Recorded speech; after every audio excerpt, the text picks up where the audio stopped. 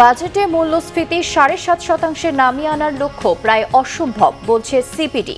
দ্রব্যমূল্য নিয়ন্ত্রণে সিন্ডিকেট থেকে বাজার রক্ষার আহ্বান সাধারণ মানুষের। কাল কক্সবাজার যাচ্ছেন প্রধানমন্ত্রী তারেক রহমান। খাল পুনর্খনন সহ বিভিন্ন কর্মসূচির শেষে বক্তব্য রাখবেন চকরিয়ার জনসভায়। দেখছিলেন ক্রাউন সিমেন্ট সংবাদ শিরোনাম, এবারে বিস্তারিত। বাজেটে মূল্যস্ফীতি ৭.৫% নামিয়ে আনার লক্ষ্যমাত্রা প্রায় অসম্ভব বলে মনে করে Centre for Policy Dialogue CPD. অর্থনীতির সব সূচক চাপে থাকায় আসছে অর্থ বছরের ৬.৫% জিডিপি অর্জনও কঠিন হবে বলে মনে করে সংস্থাটি। রাজধানীর একটি হোটেলে বাজেট পরবর্তী প্রতিক্রিয়া জানাতে সংবাদ সম্মেলনে এসব কথা বলেন সিপিডির নির্বাহী পরিচালক ডক্টর ফাহমিদা খাতুন। ২০২৭-এর অর্থ বছরের যে এডিপির আকার ৩ লক্ষ কোটি টাকা, তো এই ৩ লক্ষ কোটি টাকা এটা জিডিপির ৪.৪%।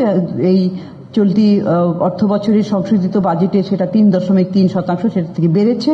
এটা একটা ভালো বিষয় এবং এটার কারণে যে আমাদের যে অর্থনীতিতে একটা ইতিবাচক প্রভাব পড়বে সেটা আমরা দেখছি। একটা জিনিস উল্লেখযোগ্য যে এখানে কৃষি খাতে এডিপির অ্যালোকেশন এটা কমেছে ৪.৭% থেকে এখন আগামী অর্থ বছরে ৩.৬% হবে। এটা আমাদের জন্য একটা উদ্বেগজনক বিষয়, কারণ আমরা এই খাদ্য নিরাপত্তার ক্ষেত্রে কৃষি খাতে যথেষ্ট বরাদ্দ দেওয়া প্রয়োজন। কৃষির উৎপাদনশীলতা না হলে আমাদের খাদ্য নিরাপত্তা বিঘ্নিত হতে পারে। এই যে করমুক্ত আয়ের সীমা ৩,৭৫,০০০ কোটি টাকা এটা রাখা হয়েছে। এই যে কর কাঠামোটা করা হয়েছে সেখান থেকে বর্তমান কর কাঠামোতে কাদের উপরে করের ভারটা, করের আপাতনটা বেশি পড়ে, সেটা হচ্ছে যে যারা নিম্ন আয়ের জনগোষ্ঠী তাদের উপরেই কিন্তু বেশি করে করের ভারটা, ট্যাক্স বার্ডেনটা তাদের উপরেই পড়ছে। বাজেটে বড় বড় প্রকল্প আর সুখী দেশ গড়ার প্রত্যাশার কথা উল্লেখ করেছেন অর্থমন্ত্রী। বরাবরের মতোই বাজেটের দিকে চোখ ছিল প্রান্তিক জন সহ সাধারণ মানুষের। বাজেটের ভারী ভারী কথার ভিড়ে তারা খুঁজেছেন তাদের জন্য কি আছে বাজেটে তা। তাদের প্রত্যাশা নিত্য প্রয়োজনীয় পণ্যের দাম নিয়ন্ত্রণ আর বৈষম্যের অবসান। এবারের বাজেটে তার কতটা পূরণ হয়েছে সাধারণ মানুষের সাথে কথা বলে জানাচ্ছেন আরেফিন শাওন। বাজারের উচ্চমূল্যের উত্তাপে সাধারণ মানুষের জীবনযাত্রার মান স্বাভাবিক রাখতে নিত্য প্রয়োজনীয় পণ্যের স্থানীয় সরবরাহ পর্যায়ের উৎস কর 0.5% করা হয়েছে। একই সাথে সাধারণ মধ্যবিত্ত ও নিম্নবিত্ত ভোক্তাদের মাঝে স্বস্তি ফেরাতে এবারের বাজেটে নজিরবিহীন কর ছাড় ও শুল্ক হ্রাসের সিদ্ধান্ত নিয়েছে সরকার। জাতির সামনে দিয়েছে নিত্য প্রয়োজনীয় দ্রব্যের ওপর কর কমানোকে স্বাগত জানালেন সাধারণ মানুষ। এদিক দিয়ে ব্যবসা হলো খারাপ, আর এদিক দিয়ে হলো সবকিছু দাম। আমাদের মতন মানুষ, মধ্যস্থান ফ্যামিলি মানুষ অনেক কষ্ট হয় চলতে। হ্যাঁ, এটা অনেকটাই ভালো হয়েছে। বর্তমান সরকার এই কাজটা খুবই ভালো করছে। আমরা সাধারণ মানুষের জন্য এটা খুবই উপকৃত হব। আমরা রিক্সা চালায় তো আর বেশি ইনকাম করতে পারি নাই, মোটামুটি চলে ফেরা তখন যায়, কমাইলে তো সরকার আমাদের জন্য একটু ভালো হয়। বিভিন্নভাবে বঞ্চিত হয় অভিযোগ তৃতীয় লিঙ্গের মানুষদের। সমাজ সেবা অধিদপ্তরে যেগুলো নিয়ম কারণ ওসব মেনটেন করে যেতে যেতে বাজার করতে করতে রান্না করার সময় শেষ হয়ে যায়। মানে আমরা কেনাকাটা করতে করতে আমাদের সব শেষ হয়ে যায়। ওনারা এমন এমন প্রসেসিং দেয় সেখানে আমরা পৌঁছাতেই পারি না। বরাবরের মতোই কর বেড়েছে সিগারেটের, তবে এই দাম বৃদ্ধিতে কোনো প্রভাব পড়বে না বলে মনে করেন ক্রেতারা। বৈদ্যুতিক যানবাহন ও যন্ত্রাংশের ওপর কর কমিয়ে দেয়াকে ইতিবাচকভাবে নিচ্ছেন সাধারণ মানুষ। ব্যঞ্জন আরও কিছু আইটেম আছে, এগুলা খুচরা বিক্রি হয়, আমাদের তো খুচরা তো এখানে থাকে না, তো ওই কাস্টমারের লগে চক্রচক্রি হয়, এগুলো লইয়া কাবজা হয়, মানে অনেক রকমের অনেক কথা বলে যে ব্যঞ্জন এত বাড়ালো। রেগুলার ধূমপাই তাদের জন্য আসলে এটা কোনো ম্যাটার করে না, তারা বাড়ালো খাবে, তারা যদি না বাড়ায় তারা মানে তাহলেও খাবে। যারা ইয়ং জেনারেশন আছে এরা সিগারেটটা ভালোবাসে খায়, আমি যেটা মনে করি এটা অবশ্যই ভাবে পজিটিভ হিসেবে দেখতেছি। কারণ আমাদের এই যে ভ্যাটটা কমাই দিচ্ছে সেটা আমাদের জন্য অনেক বেনিফিট হয়েছে। আমরা জিনিসটা খুব ইজিলি কিনতে পারবো, ইজিলি অ্যাবজর্ব করতে পারবো। দুষ্ট চক্র বা সিন্ডিকেটের হাত থেকে বাজার রক্ষার আহ্বান সাধারণ জনগণের। আরেফিন শাওন, বাংলা ভিশন, ঢাকা। একদিনের সফরে কাল কক্সবাজার যাচ্ছেন প্রধানমন্ত্রী তারেক রহমান। পিএম খালির খাল পুনর্খনন কর্মসূচির উদ্বোধনের পর চকরিয়ার ডুলাহাজারায় সাফারি পার্কে বৃক্ষরোপণ কর্মসূচির উদ্বোধন করবেন। এছাড়াও নবগঠিত মাতামুহুরী উপজেলা ও পেকুয়া পৌরসভা ভবনের ভিত্তিপ্রস্তর স্থাপন, জুলাই যোদ্ধার শহীদ ওয়াসিম আকরামের কবর জিয়ারত সহ বিভিন্ন কর্মসূচিতে অংশগ্রহণ শেষে চকরিয়ায় জনসভায় বক্তব্য রাখবেন প্রধানমন্ত্রী তারেক রহমান। মোহাম্মদ ইউনুসের ভিডিও চিত্রে মুর্শিদুর রহমান খোকনের রিপোর্টে দেখুন বিস্তারিত।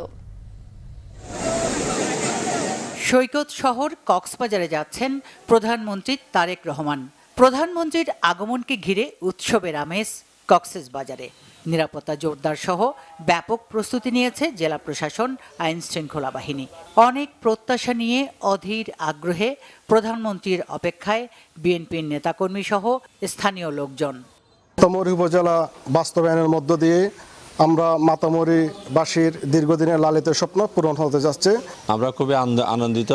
চকরিয়া পেকুয়া মাতামুহুরীতে এসে উন্নয়নমূলক কাজগুলো উদ্বোধন করবেন। সরকার গঠনের পর মাননীয় প্রধানমন্ত্রী দেশনায়ক তারেক রহমানের কক্সবাজার আগমন উপলক্ষে নেতাকর্মীদের মধ্যে উৎসাহ উদ্দীপনা দেখা দিয়েছেন। আমরা তার আগমনের জন্য অধীর আগ্রহে অপেক্ষা করছি এবং তার আগমনের বার্তায় পেকুয়াবাসী অত্যন্ত আনন্দিত, উচ্ছ্বসিত। চট্টগ্রাম কক্সবাজার মহাসড়ক 6 লেনে উন্নীতকরণ, পর্যটনে বিনিয়োগ বৃদ্ধির পাশাপাশি শিক্ষায় বহুগুণ পিছিয়ে পড়া জেলাটির প্রতি প্রধানমন্ত্রী তারেক রহমান সুনজর দেবেন এমন প্রত্যাশা সংশ্লিষ্টদের।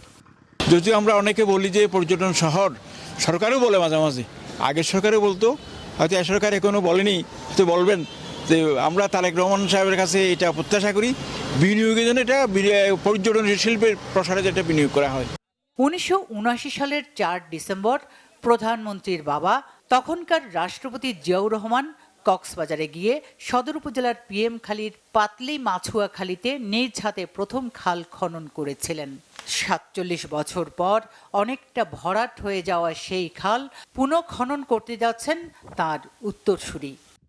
আমাদের প্রাণের মানুষ, আমাদের ভালোবাসার মানুষ জনাব তারেক রহমান পিএম খালি ভ্রমণে এই পাতিলি খাল পুনঃখননে এলাকাবাসী খুবই আনন্দিত, উদ্বেলিত।